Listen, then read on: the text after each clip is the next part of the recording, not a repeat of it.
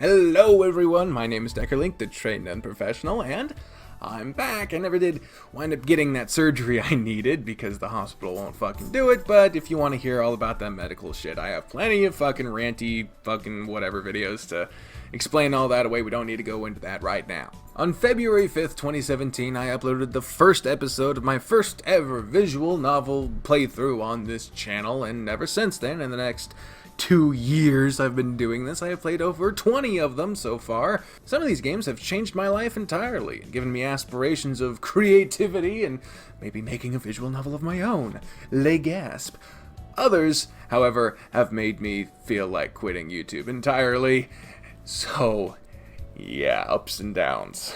The one thing that all of these games, of course, have in common is they have all contributed to a massive success that I have never expected to have nor could have ever predicted, especially doing something that I never considered viable until I started doing it, and all of a sudden things happened. So I'm gonna get the obligatory but ever sincere thank you out of the way right now.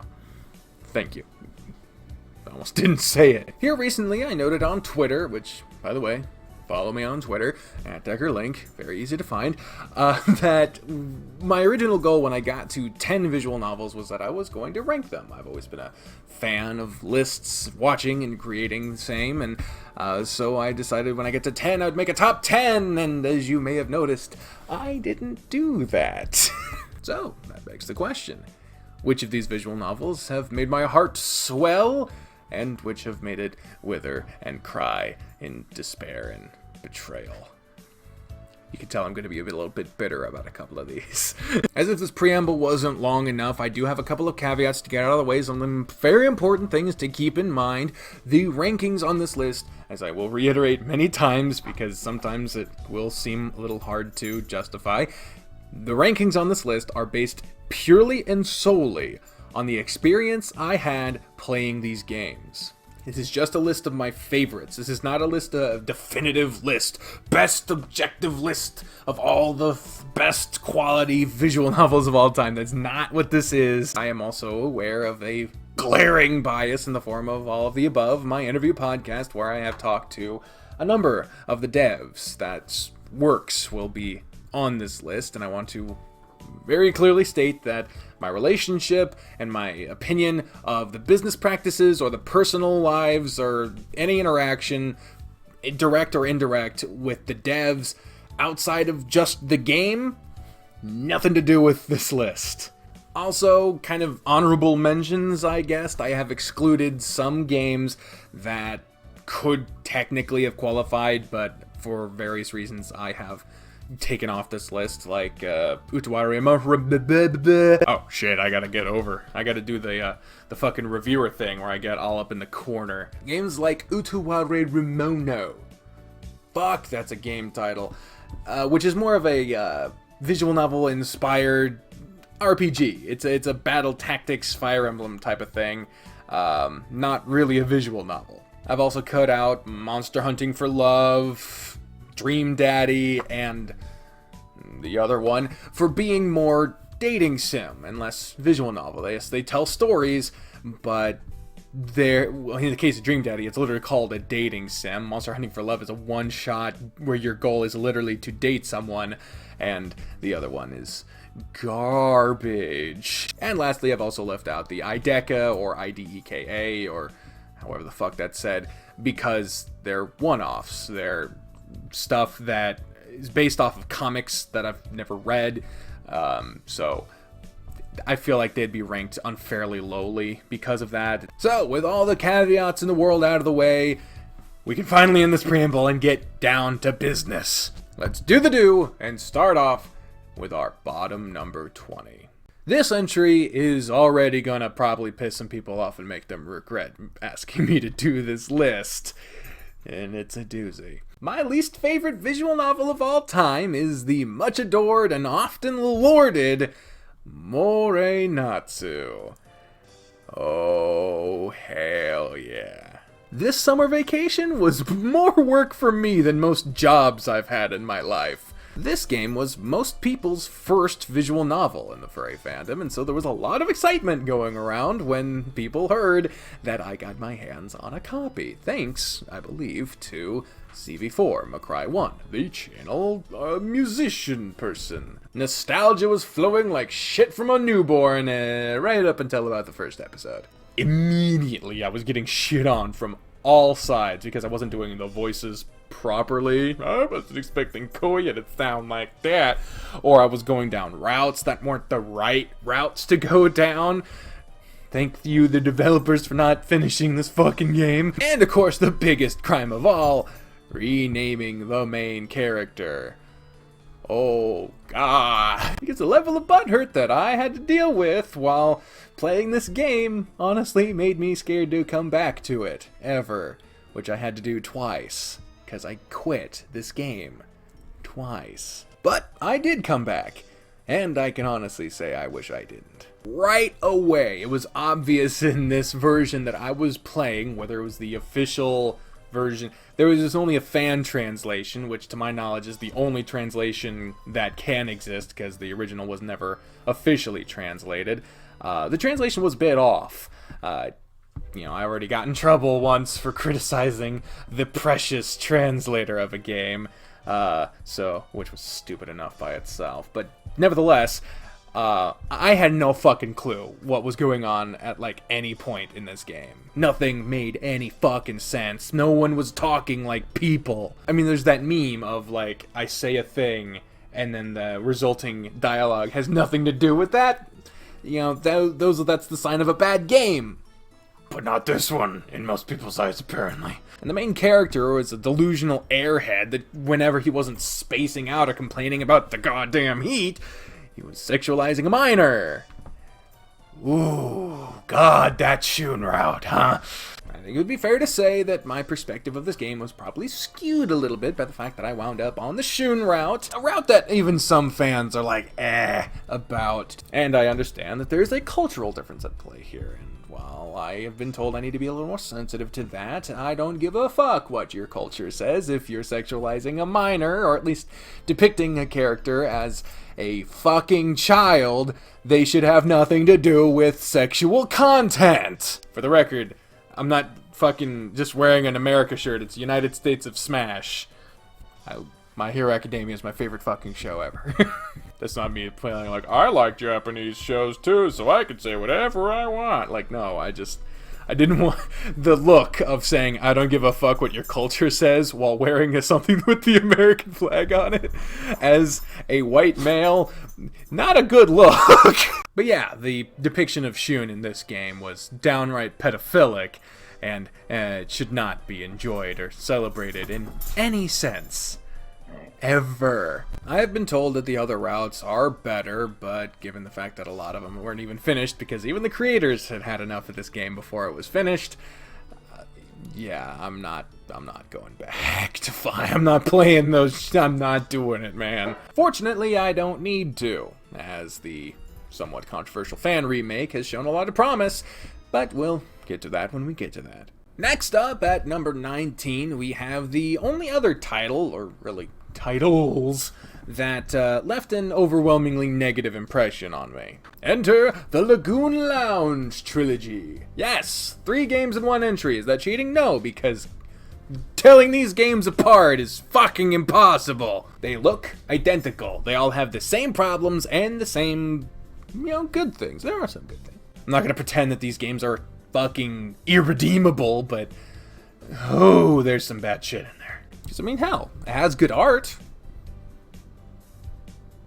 But other than that, a huge problem with these games is that they are utterly shameless and bitterly uncreative. It shares the main character going off to a small town because of a shared friend thing that Moray Natsu has, and granted, some others in this list have various elements of it. A lot of people were inspired by Moray Natsu, and it would seem these people were too.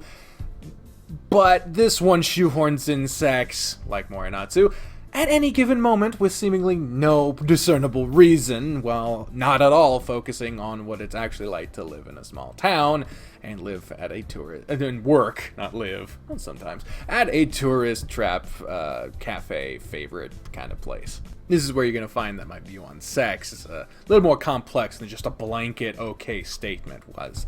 While I'm generally not a fan of sex being shied away from just by the fact that it's sex, things that are heavier and deeper, like sex or some of the darker subjects or anything that generally has more weight than a cup of coffee, kinda needs to have a reason to have its presence be shared in a story. But those who are fans of Lagoon Lounge are likely to levy the same level of criticism towards me because I'm limiting this story that a lot of people like down to basic core elements, which is generally something that is seen as a disservice to a story. But when the story is non-existent, I mean, fuck.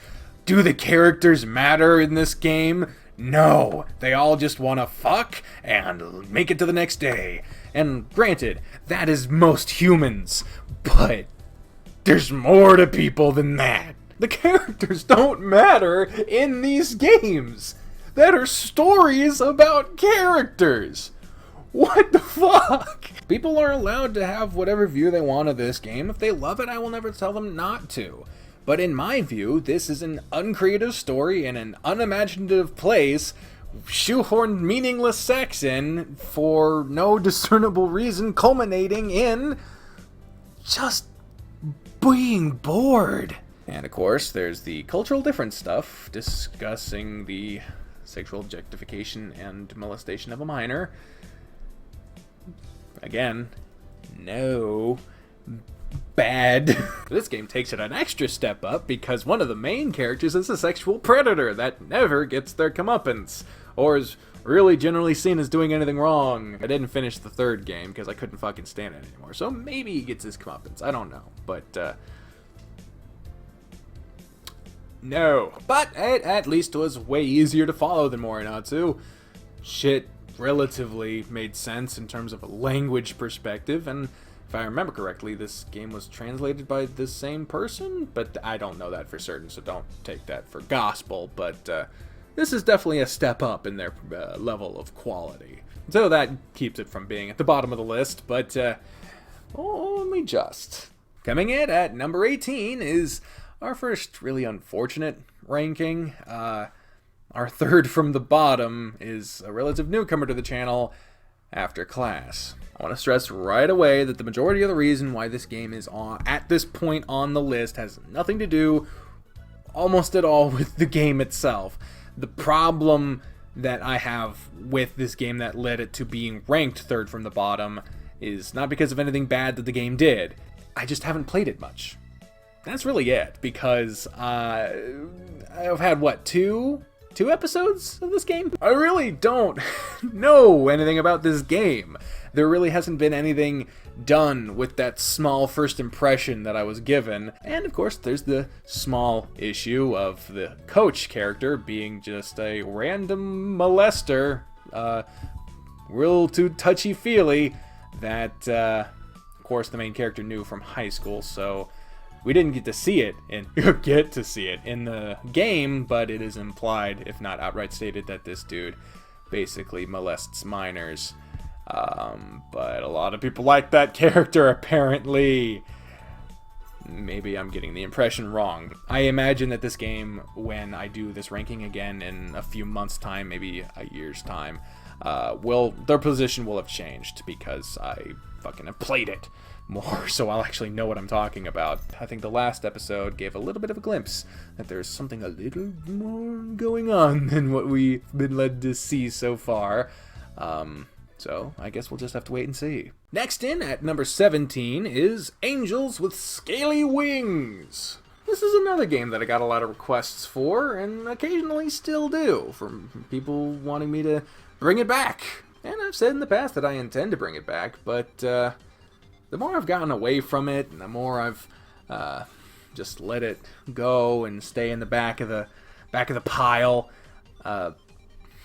the less I really am interested. The concept of this game really stands out from the back. It's really out there in terms of what one would expect from a furry visual novel, well, scaly visual novel in this case. As I've written it down in the script, it's a story involving time travel, an impending apocalypse, the main character living in a desolate world to travel to the land of dragons, and with a major twist to set things up, all while pushing romance options and a murder mystery.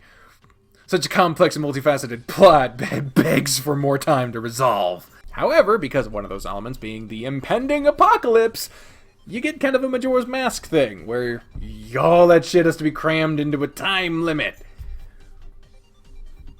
That is the problem with this game. At some points in the game, it feels like you're doing jack shit.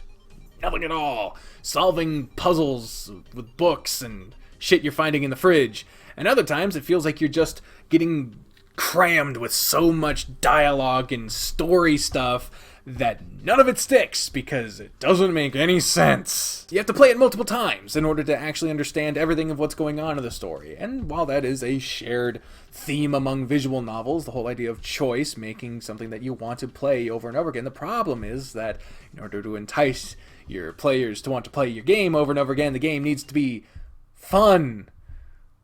And this game is not fun. This game is a slog when you're not just hanging out with the people and getting to know them. The investigations parts are far from Phoenix Wright, and the stakes are not nearly as hammered home as in Majora's Mask. Overall, I just say this game is far too big for its britches, and while I do commend the developers and the writers for trying to do something so out there, I feel like they just fit too many ingredients into this burrito for it to be wrapped up and easy to eat. But I'm not hungry at all.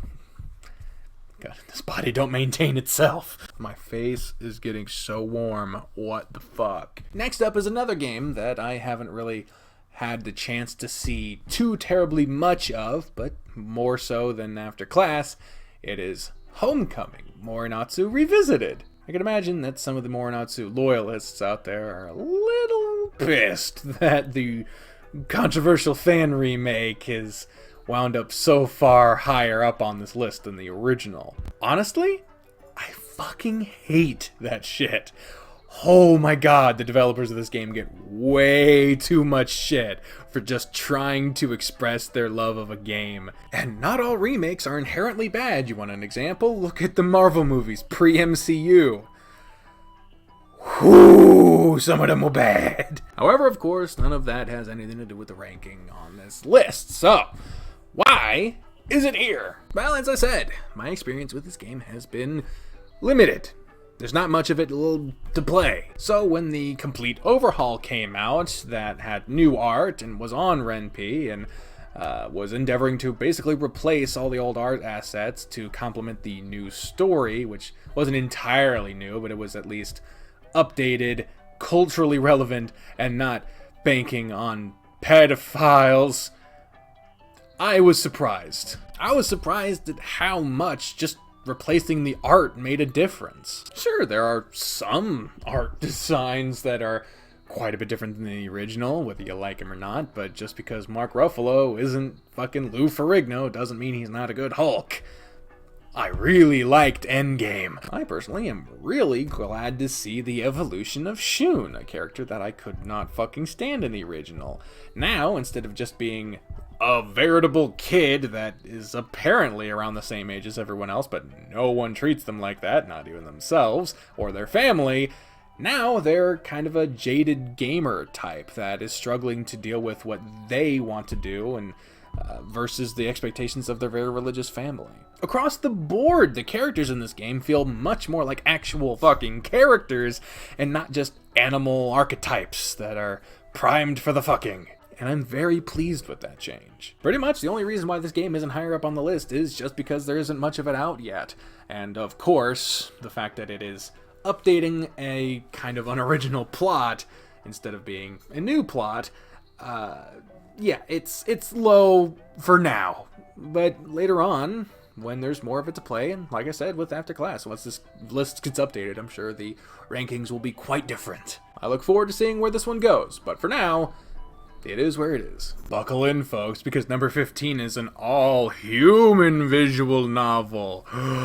My God. And it ain't even the only one on the list, too! Jesus Christ! The unfortunate part is that I'm pretty sure that there's a large percentage of you that aren't even aware that I played either of the human visual novels on this list. But yes, human visual novels, Jesus tits, they exist, and this one, number 15, is Panzer Hearts. This visual novel takes place in an alternate history version of World War II. The changes made to this particular version of World War II are kind of small and not something you would expect. There isn't like a historical figure taken out of history or something like that, where it's small geographic changes and some cultural shifts that result from that actually give this game a very interesting feel as to think that how it could have happened if that one small thing was different. Also important thing to know here, you hear World War II, this game has nothing to do with the Nazis. No Nazis. Nazi dating simulator? No, I do not see a Nazi simulating dating. There's no Nazis. This game created a timeline without Nazis, and just for that, it already gets points for being better than our own timeline. That being said, where this game falters is that it's kinda all over the place. You play as a soldier who, on the front lines, accrues an injury that basically takes them off the front lines for good. And so they are recruited to work in a factory back home in their home country of totally not Germany to build tanks. This military-run tank factory is where the vast majority of this game takes place. You know, building various tanks, which in this game is literally just that part. You don't even have to place it in the right spot. You just place it and then it's there. So that mechanic is kind of boring. But you're building your tanks, you're managing your relationships to your coworkers, and yeah, that's the vast majority of the game, is just talking to people and building tanks, and you know, just kind of feeling like something might not be quite right. Relationships you have with your coworkers, your boss, and your mother are all quite underdeveloped and don't make a whole lot of sense. But that's kind of the point, at least the not making sense part. I'm sure not the other stuff was intentional, but the reason why some of the things don't make sense in this game, why you rise so quickly in the ranks, or why certain characters act certain ways, is because of the twist coming at the end. But you can't deal with the twist ending until you get the shoehorned romance in there. The romance is not at all interesting, and the twist at the end comes out of nowhere, but of course it's a twist. But the problem with this twist is that it's not explored. It just happens, you make one or two choices, and then the game ends, and that's it. And yeah, it leaves you wanting more, but not in the like, oh, I can't wait to see what happens more, it's so interesting, but more in the jerking off until you're about halfway there, and then you just stop. It's like, do you want to finish? Like, yeah, but the romance, the characters, it's all paper thin. This one's rank is primarily based on the concept. The idea is interesting, and a lot of thought went into the premise. And a good idea can always have something come from it, even if something really hasn't been done with it yet. This next game, man, I really hated putting it at number 14. There's so many reasons why it should be much higher than where it is, but it is where it is, unfortunately. It's Winds of Change. The dot's a little better now. Thought it would be easier to erase than that. I'm not getting my deposit back. This is the first game on the list that has voice acting, though not all lines are voiced for some reason. I don't understand it personally, but hey, I mean, what's in the budget? And while some of the voices aren't exactly, you know, Patrick Stewart levels of great, it's still a hell of a step up from not having any voice acting. Not that it's a necessity, but it is a really big endeavor to put into a game, especially a game with this many words in it. God damn, is this game wordy. Holy shit. There are so many dialogue options. There's so many things to click on and learn more about and get various interactions about this sink over here and these chairs over here. They all have dialogue trees and shit to learn about, and there's books, and there's alternate paths, and there's characters you're not even interacting with that you can listen to and have talk. And when you are talking to someone, there's a million subcategories of shit to talk about, and it got to the point where you could be on one screen for hours on end and still not know a damn thing that matters. Because granted, I also haven't played this game a lot. I've done a lot of time in the game, but I haven't done much, which is a problem. But I haven't seen if any of the shit that I have learned is necessary or adds anything to the game, really. It comes across as a lot of fucking fluff, and fluff is nice. I have a lot of it on my person, but fuck. I have seen a lot of positive reviews of this game, so don't think that I am giving up on it. I will be coming back to it. I want to see how this shit plays out, because it is a cool design fantasy world with an interesting premise and a lot of stuff that I want to see more of, especially considering that it looks to be related to another game that's on this list. Its placement might surprise you, but I don't know how or why or even if it's related, and even still, if it's not, it looks interesting and definitely seems worth fucking playing, and I want to. It's just, holy shit, the prologue, not even the prologue, but like just the first part of the game, there's so much to wade through. In addition to that, it also gives a complexity to romance options that I don't think is matched by any other game on this list. You have the option of being straight, gay, bi, or even polyamorous, which, despite the whole Pro Jared thing, is an inherently okay thing if handled properly. There's been a lot of shit that happened on the internet while I've been gone. So for its interesting plot and its progressive ways of storytelling and character relations, I do see a lot of promise in this game. I just haven't gotten to that part yet. Even though I'm, 11, 12 episodes in? I'll eventually get to it. I promise. If you needed proof that my personal thoughts on a developer has nothing to do with the rankings on this list, here's your proof. Number 13 is Wolfstar Sins in Paradise. Man, I feel bad, man. I feel bad because the dev Paul is one of the fucking sweetest dudes and one of the nicest guys I have met in this fandom or in just in online in general. He's such a nice guy and he's funny and cool, but the main problem and the reason why this game is where it is on this list is because, again, I haven't played much of it yet. It's one of the many reasons why I was considering just lopping off the bottom half of this list and just making it a top 10, but then there'd be so many games where people were like, well, what about this game? What do you think about this game? So I'm just saying all of them, and then when I update the shit, it'll probably just be a top 10, because hopefully by then I'll have played some new ones. And anyway, Wolfstar. First, let's start with the art. It's not my favorite. In fact, I could definitely say that this art style out of all the games on this list is probably my least favorite. It's not objectively bad, but it's not what I prefer, I guess. I've just never been one for the a million muscles type of character. So, yeah. And of course, this game also forces the sex on you, but it does give a reason. Something that most games don't bother to do. It also gives an explanation as to where the furry characters come from. Another thing that very few fucking devs would dare to even try.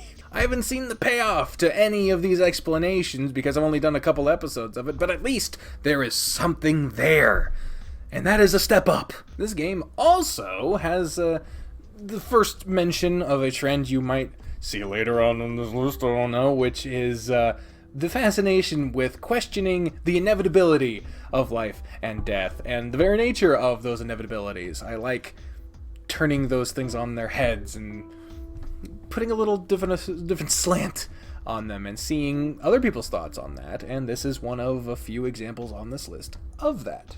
Considering that the fucking game starts with the main character seemingly dying. Maybe, I don't know. Wolfstar is a game that I honestly can't wait to get back to playing, and I very much recommend it, especially since Paul, this sweetheart developer, has put in a super special streamer mode just to help me not get fucking flagged by the YouTube Puritans of the world. So, thank you for that. Our number 12 is the last one on this half of the list that will have the tag of "if only there was more" attached to it. It's not even so much that I haven't played a lot of it, it's that there's not a lot to play, and that is Regal Tales. Following on from Wolfstar, this game's aesthetic is my absolute favorite of all of the games I have played of the visual novel type. This game looks fucking cool. Nary is there a screen that doesn't look artistic as fuck, and I love it. It's absolutely beautiful and captivating, and that's to say nothing about the plot itself, which by its which by itself is crazy fun and interesting and Once again, referencing the script directly because I want to say this exactly right.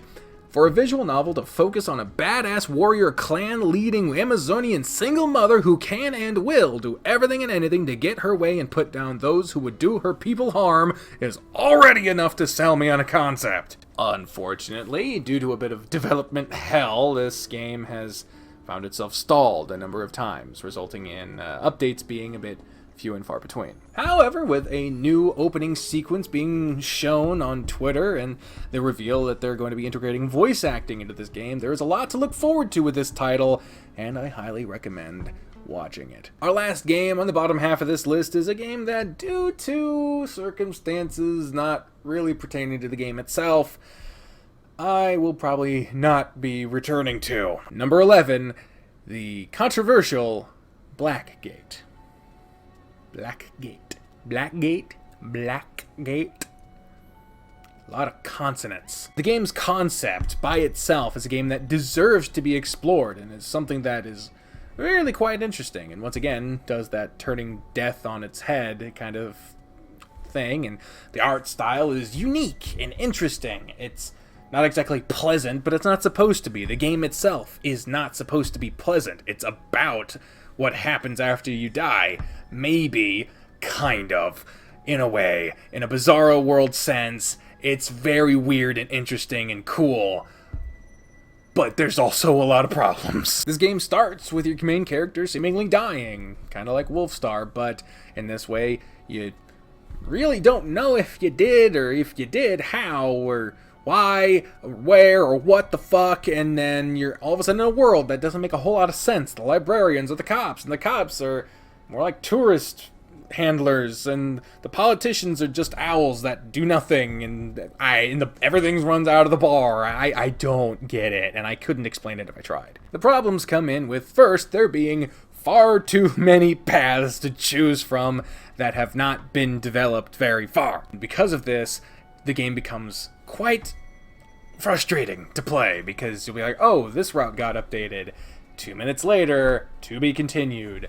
Motherfucker, where's my money? And so having to go through the game over and over and over again to just see what has been done to the other routes, while having to endure what at first were shocking and crazy moments that really genuinely had my fucking emotions going crazy. I could feel it in my jellies. You know, getting stabbed in the eye is not something that you fucking just forget, but when you go through it over and over and over again, it becomes more annoying than anything. I really like the concept, but unless some of the practices behind the game change, there's little chance of this series coming back to the channel anytime soon. So, there you have it, guys. The first half of this long-winded fucking list. I hope you guys enjoyed it. I encourage you to look at the links in the description, and if any of these games maybe you hadn't checked out before, after hearing me talk about them, you became interested in them, click on the links for the playlists, and in each episode there is a link to where you can find the game and maybe support the developers behind them, if you want. So, there you go. Thank you very much for watching. The second half hopefully will be out soon. But until then, ladies and gentlemen, I have been the Trained Unprofessional. Speaking from the... Now, I think I should cut out that bit. Speaking for the voices in my head when I say... Because I kind of like it, but at the same time, it's a lot of words. And I kind of want to stop with the voices in my head thing, because I feel like it trivializes stuff. A lot of people say they have voices in their head, but I am schizophrenic. But when you put it into a catchphrase, people don't take it seriously. So, until next time, ladies and gentlemen, I have been the trained and professional, saying fare thee well. I will figure out how to do this outro at some point. Bye, everyone!